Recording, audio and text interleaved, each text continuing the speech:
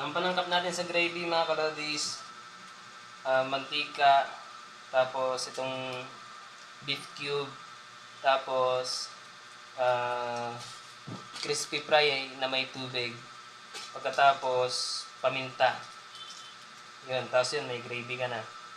Yun kasing lasa ng gravy ng Jollibee. Mga kalodis, tapos na tayo magluto ng fried chicken. At tayo naman ay magluluto ng gravy. At gagamit tayo ng ibang kawali. So, ganun ulit yung proseso. Painitin muna natin ang kawali. Tapos, ilalagay natin yung mantika. Yan. Yan, lodis. Mainit na ang kawali. Ngayon, ilalagay na natin yung mantika. At painitin rin natin yung mantika pagkatapos ilalagay natin yung beef cube. Ito ang next. Okay, lodis, ilalagay na natin itong beef cube. Tapos, ang gagawin natin dyan mga kalodis, patutunawin natin yung beef cube. Tapos low heat lang tayo.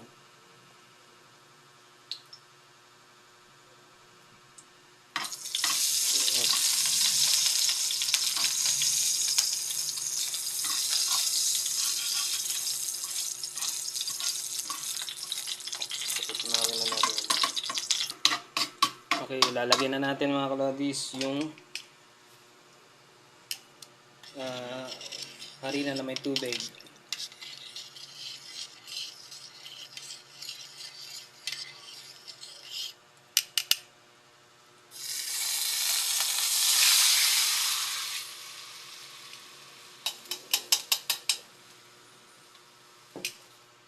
At pagkatapos, lalagyan natin ng paminta.